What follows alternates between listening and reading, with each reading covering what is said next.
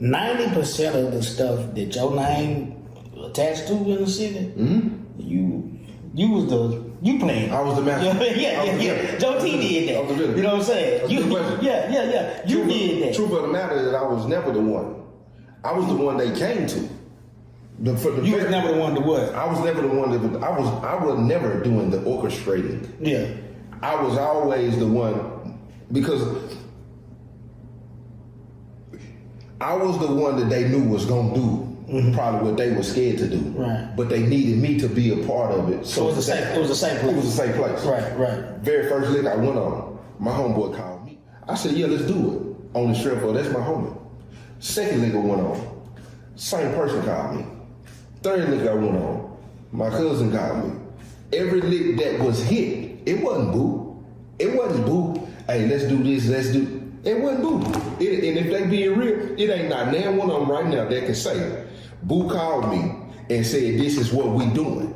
They called boo and said, man, bro, and that's what happened. If you pay attention to any of the stories that I told, I was getting the call. Then I was a part of it. It wasn't never, you know what I'm saying? And then to them parents, because I'm hoping that they watching this, what they don't want to do is hold their children accountable. What they don't think is their children are monsters. What they don't think is their children are villains. Same thing with my little cousin who ended up with their 20 years in when he killed Money. We're going to talk about it because when all of that situation happened, guess what? His mama took him down there and said, you need to tell them folks everything. Boo done made you do this and Boo done made you do that. Well, she didn't know he been off the chain. Right. I wasn't gone 2.5 years. He ended up with more time than me. Yeah. And still to this day, she'll probably sit here and say, and he didn't want to do that. But I can go down the list with that. Every one of my homeboys go to their mama house and hear their mama call them in their back room and hear their mama say, I told you not to bring that boy over here. My mama never said that. Cause my mama was gonna hold me accountable just like she'll hold my homeboys. Well, none of us straight.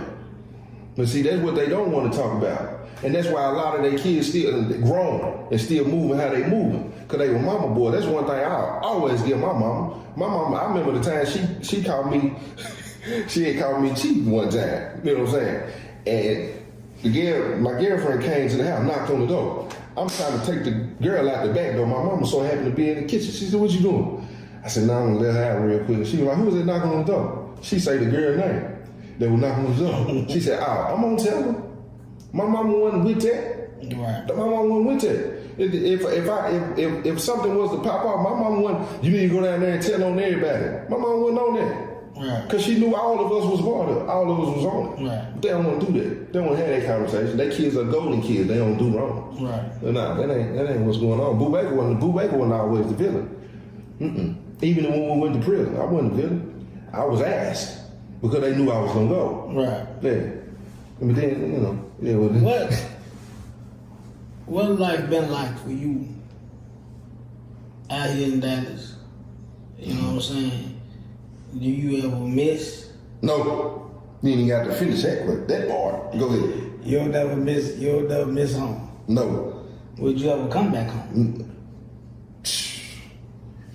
If my family wasn't there, no. If my family wasn't there, it's no reason to. It's and I'm gonna say this with all due respect because I don't really, I'm gonna speak my opinion. The city that I'm familiar with in Springville is dead. I went in at 15 years old. I did 5 months and 5 days. I came home. The city was the exact same. I went back in at 16 for stealing cars. I did 10 months and a few days. Came home, city was the same. I went back in at 17 for attempted murder. I did a year on the nose. November 16, 2005, got out November 16, 2006. City was the same. Went back in July 27 when I got arrested, 2007. Got out May 23rd, 2017. The city was the same. Everybody that I hung around, everybody that I knew, my generation, the generation before me, and the generation behind me, it was a reflection. It was the same. So when I look at home, for what? The progress that they celebrate to me ain't progress to me. Because what we doing? Everybody that stop one all of these places where they go and shop at, we ain't doing nothing. We continue to make the rich folks all richer. All of the drug money that done came through there, all the drug dealers down there. If you got 10, he got 10, he got 10, he got 10, he got 10. Why we ain't got no corner store? Why we ain't got no gas station? Why we ain't got no clothing store? Why we ain't got no car lot? Why we ain't got this, that? Really? What I'm going down there for? Right. And then they don't want to do nothing but sit up under each other and guys have been talking, do this and that, and such doing this small town syndrome. For what? I come out here in Dallas, man. I remember when I was young, I wanted a box Chevy. I was telling cuz earlier. Yeah, well, that's all we seen is box Chevys and Cutlers and Regals. And seeing it all the time, it was easy for me to get it. I understood how to get it. I've been out here, guess what it's like box Chevys out here? That G-Wagon. G-Wagons are like box Chevys out here. And guess what my mind done told me now? You can have that too. It's the perception of it. If I go back to home in Springfield, guess what I see? Roads the city don't want to fix. And guess what? I ain't gonna see it as the city don't want to fix the road. I will now because I've been out here in Dallas. On ride on that. So when I go back home, I notice it. Right. But if I don't go somewhere where the roads is always smooth, I'm cool with riding this bumpy road. Yeah. If I go to somebody's house, everybody's house I go to in the walls is always dirty. It's familiar to me. It's not dirty. Mm-hmm. The minute I come out here to Dallas and everybody's house I go to, everything clean. Matter of fact, they furniture don't even touch the wall. It's in the center. Right. I started seeing different. You know what I'm saying? When I come home, they say prison preserve you and this is that. You look at it like that because you're a reflection of your community. It's broke, busted, and disgusting. So you look broke, busted, and disgusting. So when you see something outside of that, you say, oh, his skin is... No, you're just a reflection of where you at. That's all it is. So when I'm out here in Dallas, this is what I see. When I see people out here, black love is serious out here, cuz.